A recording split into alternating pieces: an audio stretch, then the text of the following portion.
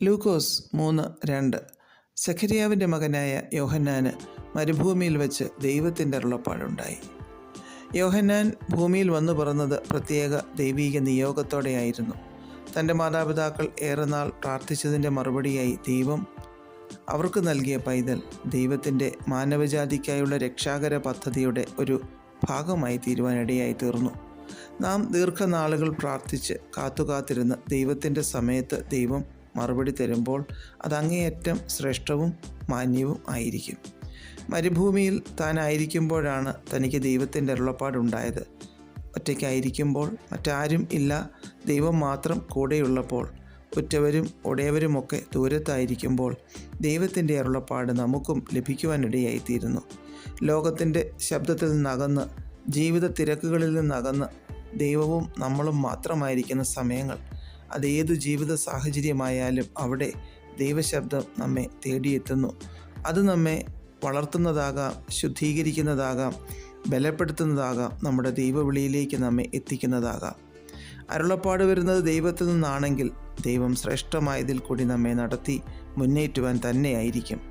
വെളിപ്പാട് 1:1 യോഹന്നാന് ദൈവം ഭാവിയിൽ സംഭവിപ്പാനുള്ളത് പ്രദർശിപ്പിച്ചു കൊടുത്തു. ലോകത്തോട് വിളിച്ചു പറയേണ്ടത് എന്തൊക്കെ, എങ്ങനെയാണ് എല്ലാത്തിൻ്റെയും അന്ത്യം എന്നൊക്കെ കാണിച്ചു കൊടുക്കുവാനിടയായി തീർന്നു. അതും പത്മോസ് എന്ന ഭയാനകമായ ഒരു ദ്വീപ് അന്തരീക്ഷത്തിൽ താനായിരിക്കുമ്പോഴായിരുന്നു. യിരെമ്യാവ് 1:1 യിരെമ്യാ പ്രവാചകൻ അരുളപ്പാടുണ്ടായി. ഇസ്രായേൽ ജനത്തിൻ്റെ വിഗ്രഹാരാധനയുടെയും പാപജീവിതത്തിൻ്റെയും ഫലമായി തങ്ങളുടെ രാജ്യത്ത് വന്നു ഭവിക്കാൻ പോകുന്ന നാശത്തെക്കുറിച്ച് പ്രവാചകൻ വിളിച്ചു പറഞ്ഞു. എസെക്കിയേൽ 1:3 പ്രവാചകന് ദൈവീക അരുളപ്പാടുകൾ ലഭിക്കുന്നതായി നാം വായിക്കുന്നു. പുതിയ നിയമത്തിലും അനേകം തവണ ഇങ്ങനെയുള്ള ദൈവീക ഇടപെടലുകളെ നാം കാണുന്നു.